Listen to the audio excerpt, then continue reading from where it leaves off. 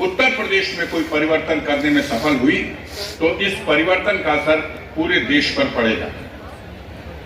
हमारे देश का सबसे महत्वपूर्ण और सबसे बड़ा सूबा, यहाँ 80 लोकसभा सीटें हैं और 403 विधानसभा की सीटें हैं। लोकसभा के चुनाव के परिणाम में जहां 37 सीटें आपको मिली थी और 33 सीटों पर भाजपा सिमट गई थी, उसी चुनाव परिणाम की गहराई से जब जांच कीजिएगा, विधानसभा के अंदर उसका पैमाना देखिएगा, लोकसभा के पैमाने पर 37 और 33 का था अनुपात, लेकिन विधानसभा के पैमाने पर उसी 2024 के चुनाव में मात्र 159 सीटों पर भारतीय जनता पार्टी सफल होने में कामयाब हुई थी। बाकी आप उसके मुकाबले 250 सीटों पर लीड लेने में कामयाब हुए थे। तो जो आपका पिछला स्कोर है, उस स्कोर को भी अगर हम आने वाले दिनों में जो चुनौती है, अगर उसको उस स्कोर को भी पूरा करें तो उत्तर प्रदेश में समाजवादियों की सरकार एक प्रचंड बहुमत के साथ बनेगी। इस उम्मीद के साथ आपके साथियों को अपनी श्रद्धांजलि स्वर्गीय कैलाशनाथ सिंह यादव इनकी पुण्यतिथि के अवसर पर हम सबको इस संकल्प के साथ कि अपने कर्तव्य का हमको पालन करना है। हमारे नेता ने एक नारा दिया है, एक सूत्र दिया है, वो नेता और वो जिसने नींद हराम कर दी है सत्ताधारी दलों की, और वो सूत्र जो है, अगर उस सूत्र को हम मान ले, उस सूत्र के अनुसार हम काम शुरू कर दें तो दुनिया की कोई ताकत आपको मंजिल से पहुंचने से रोक नहीं सकती। और वो सूत्र है पीडीए को मजबूत करने का सूत्र। पीडीए को मजबूत करने के लिए समाज में कमजोर वर्ग को साथ लेके चलना है। समाजवादियों का सिद्धांत है, माननीय मुलायम सिंह यादव कहते थे कि समाज के अंतिम पंक्ति के खड़े हुए व्यक्ति के चेहरे पर जब मुस्कान आएगी तब समाजवाद असली समाजवाद माना जाएगा। तो इस स्थिति में हमको समाज के दबे, कुचले, पिछड़े और गरीब तबके के उन लोगों को जो उपेक्षित हैं, जिनकी कहीं फरियाद सुनी नहीं जा रही, और इस जुल्मी शासन में सबसे ज्यादा अत्याचार उनके साथ हो रहा है, तो समाजवादियों का ये कर्तव्य है। माननीय अखिलेश यादव जी का ये नारा है कि हम समाज के उन्हीं गरीब तबके के लोगों को, उन्हीं दलित भाइयों को, पिछड़ों को, अति पिछड़ों को, अल्पसंख्यक समाज के लोगों को, उस अल्पसंख्यक समाज में हमारे मुसलमान भाई भी हैं, हमारे ईसाई भाई भी हैं, हमारे सिख भाई भी हैं, हमारे बौद्धिस्ट बुद्ध धर्म को मानने वाले लोग हैं, इन सबको अपने साथ समेट के लेके चलना है। और जब इन सबको समेट के आप ले चल देंगे तो आगे आने वाले दिनों में अब दुनिया से, संसार से तो आदरणीय कैलाशनाथ सिंह यादव ने अपने कम समय के व्यवस्था में बहुत कुछ समाज में कमजोर की सहायता करने में अपना समय दिया। आगे आने वाले दिनों में उन्हीं के पद चिन्हों पर चल करके और उन्हीं की विरासत को संभालने वाले आपके लोकप्रिय विधायक वीरेंद्र यादव जी को भी यह अवसर प्रदान हो कि वो गाजीपुर में समाजवादियों की सरकार में एक मजबूत स्तंभ के हैसियत से इस क्षेत्र के कल्याण के लिए, विकास के लिए, गरीबों को न्याय देने के लिए अपनी भूमिका निभा सके। इन्हीं कामनाओं के साथ, इसी अनुरोध के साथ कि हम सब मिलकर के, आप सब मिलकर के इस बात का संकल्प लेंगे कि जिनको हम अब तक जोड़ नहीं सके उनको हमें जोड़ना है।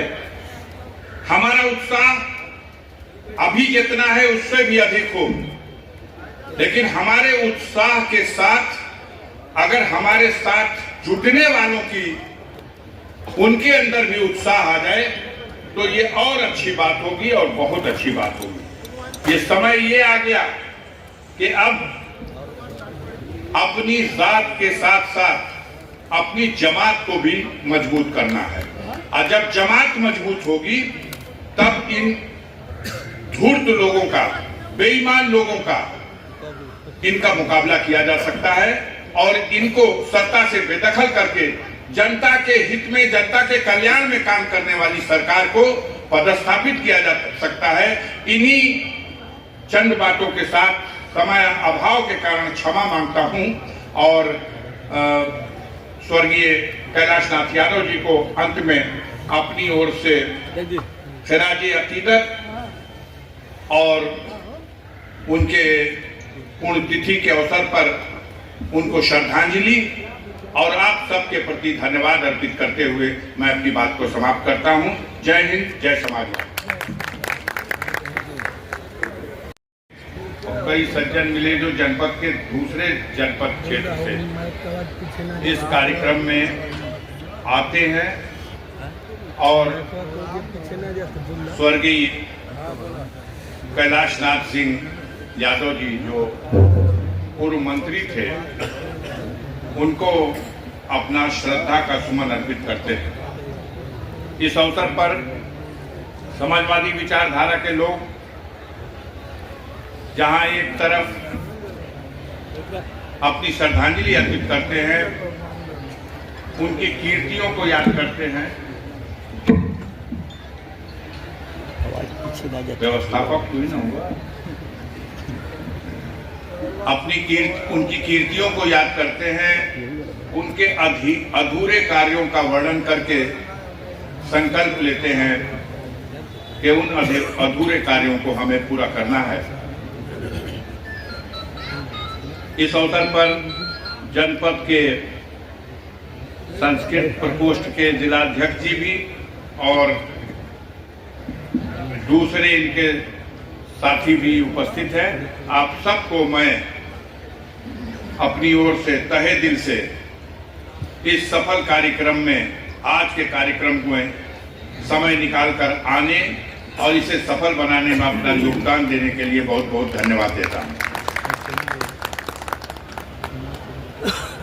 कार्यक्रम के प्रारंभ में ही माननीय स्वर्गीय कैलाश सिंह यादव जी को मैं अपनी हार्दिक श्रद्धांजलि भी अर्पित करता हूं और इस अवसर पर जब आप सभी यहां सम्मानित और प्रतिष्ठित और जागरूक नागरिक की हैसियत से, जनप्रतिनिधि की हैसियत से, समाजवादी विचार के मानने वालों की हैसियत से इस समारोह में समय देने के लिए आए हैं, तो देश और प्रदेश के सामने जो चुनौतियां हैं उस पर भी कुछ चर्चा करना चाहता था, किंतु कठिनाई ये है कि आज लोकसभा का सत्र चल रहा है और माननीय वीरेंद्र यादव ने, विधायक जी ने आपके टेलीफोन पर ही मुझसे आग्रह किया, मुझे ये तिथि याद थी और उन्होंने कहा भले ही सदन चल रहा है आपको होना है, तो मैंने ये निर्णय लिया, अपने नेता से क्षमा के साथ प्रार्थना किया कि हमें आज दिन के समय 4 बजे तक इसकी छुट्टी दे दीजिए। मैं किसी भी तरह से उस कार्यक्रम में सम्मिलित होकर के और वापस फिर दिल्ली पहुंचने का प्रयास करूंगा। 4 बजे के बाद सदन में उपस्थिति दर्ज करा दूंगा। अनुमति मिल गई, लेकिन कठिनाई ये है कि 3 बजे फ्लाइट है और बोलने के लिए समय ना के बराबर है, तो फिर कभी बोल लिया जाएगा। आप सब लोग तो मिलते रहते हैं, संकेतों में बात कर ली जाए तो अच्छा लगेगा। कुछ संकेत तो जरूरी है।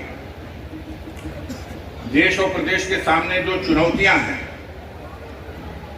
उनमें सबसे बड़ी जिम्मेदारी उन चुनौतियों को, उसका सामना करने की और देश को इस संकट से उबारने की सबसे बड़ी चुनौती समाजवादियों के कंधे पर है।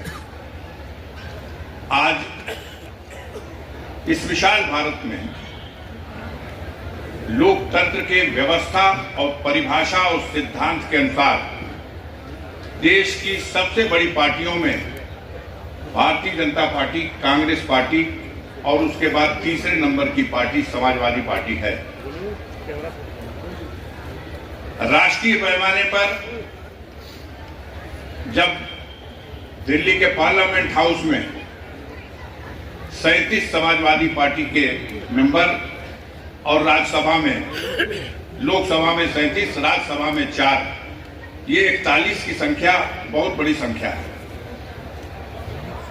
आपसे सबसे बड़ी विपक्ष में बैठने वाली मात्र एक ही पार्टी है, वो कांग्रेस पार्टी, जिसके पास 99 सदस्यों की संख्या है। तो वो सारे देश से चुन के आए हुए लोग हैं और आप सिर्फ उत्तर प्रदेश से अपना चमत्कार दिखाने वाले हैं। अंतर यह है कि देश के पैमाने पर आपसे बड़ी पार्टी कोई भी हो, आप तीसरे नंबर पे हैं, लेकिन उत्तर प्रदेश के पैमाने पर समाजवादी पार्टी नंबर 1 की पार्टी है।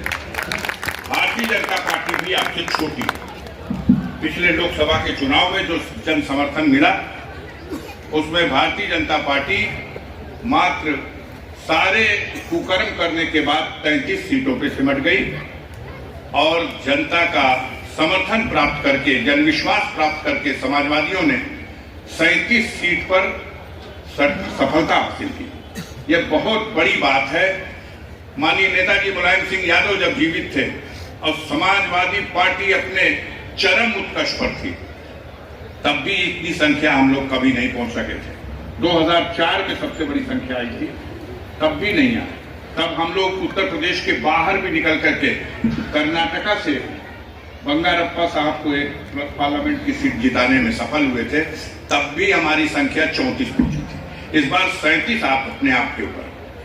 अब देश की, प्रदेश की जनता को एक उम्मीद जगी है कि आने वाले दिनों में इस जुल्मी सरकार से अगर कोई इसको बदलने में अपना योगदान दे सकता है तो वो उत्तर प्रदेश की समाजवादी पार्टी।